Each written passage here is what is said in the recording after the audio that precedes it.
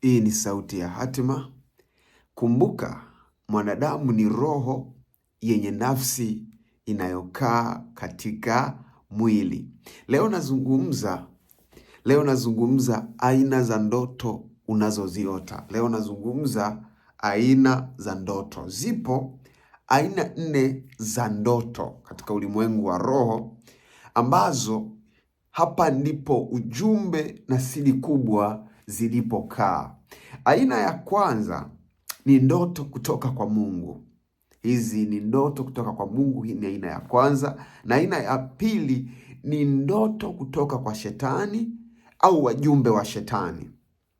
Na aina ya tatu ni ndoto kutokana na shughuli za kila siku. Mfano, we ni mfanyakazi wa benki, kuota unahesabu fedha ni jambo la kawaida, ni kutokana na shughuli zako. Ni daktari, kuota unatibu watu, yes. Lakini aina ya 4 ni ndoto kutokana na kuugua kwa muda mrefu. Mtu akiugua kwa muda mrefu, eneo lake la ndoto linabadilika. Haleluya. Sasa nachambua makundi ya ndoto. Ndoto zimegawanyika. Kumbuka nimezungumza aina 4 na kuna makundi 6. Aina 4 na kuna makundi 6.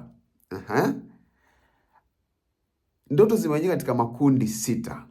Kundi la kwanza, ndoto zinazoongeza kitu kwenye maisha yako, addition dreams.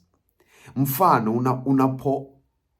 unapoota mtu anakukabidhi kitu kizuri kwenye ndoto, na unapoamka unashangaa unapandishwa cheo. Kuna watu wanaota ndoto labda